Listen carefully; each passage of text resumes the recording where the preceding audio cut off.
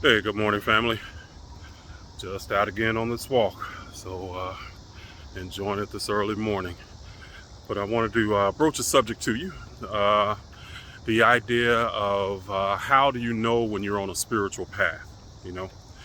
And I know as Christians, we are taught a certain thing, that you have to do certain things to be on the right path and live a righteous life and, stuff like that. And Christianity really, understand in the beginning, it was about trying to give people like elementary concepts that would lead them more into uh, the spiritual life and uplifting them to what they would call the Christ, in the beginning. But of course, that changed, once the Catholic Church came into being. And a lot of that, then they started changing things basically to institute themselves into power. But at any rate, I digress here. But the spiritual path is quite simple. When you're living your life, you're on a spiritual path. Because understand that you are born spiritual. You're taught religion, but you're born spiritual. And just living your life, you're on a spiritual path. Unlike Christianity, from the ancient Kemetic perspective, there's no separation between spirit and flesh. Okay, and what I mean by that is spirit and flesh are simply a duality. So there are two opposite ends of the spectrum.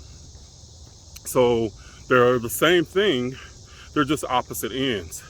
And what differentiates those opposite ends is vibration. Okay, so they vibrate at different levels, and that's how they can exist as spirit and matter.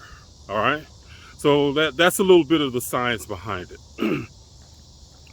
So understand that from a Kemetic perspective, that one of the prime laws of the universe is basically what you put out is what you get back.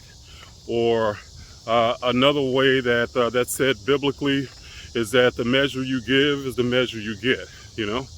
Or do unto others as you would have them do unto you. And pretty much every religion and spiritual system has some semblance of that idea. And it's because it's a foundational principle and a foundational a foundational truth of us as human beings having, or us as spiritual beings having a human experience.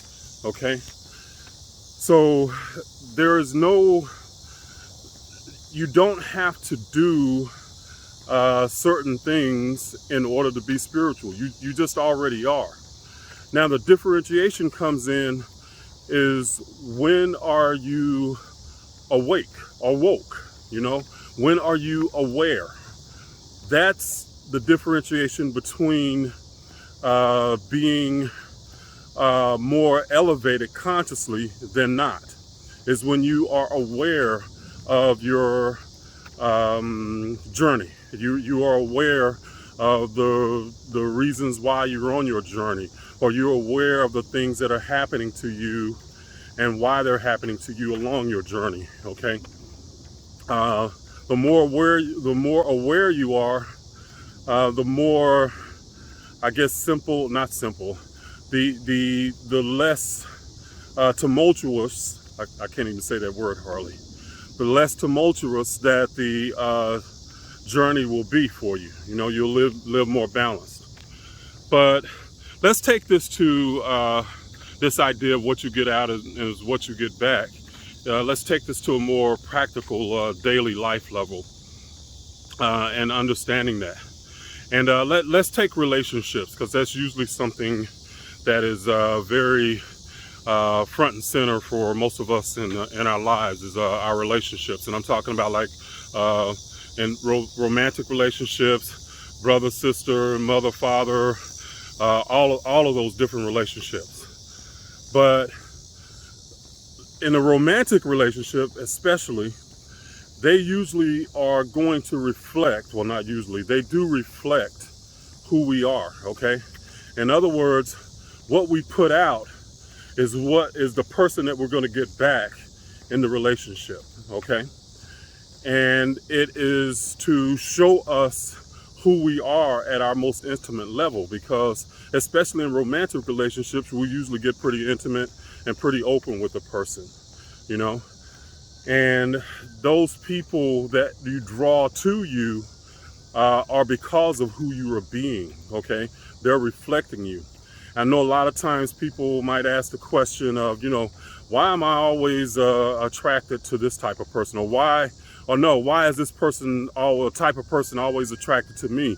I don't like that type of person. I want to change this type of person. Why are they always attracted to me? And the reason being is because there's something in you that needs to change. And that person is reflecting back to you the idea that there's something in you that you need to look at, okay? So they become a symbol for who you are. So the thing is a lot of people want to talk about being woke, but in reality, until you recognize that life is simply the reflection of your being, and specifically of your vibrational being, you're not really woke, because you're just living life and you're reacting to the reflection.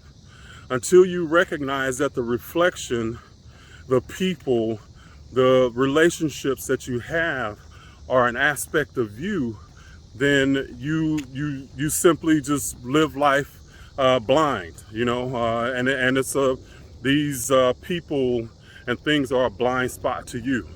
So that's one of the ways that you really recognize when you're woke, when you can take responsibility for the things that are happening in your life. And a lot of times what people want to do is they want to blame everything and everybody outside of them. And that means that for them, the reflection is the reality. When when the truth is that reflection is because of something that you are, something that you a level that you're vibrating on, if I'm making sense.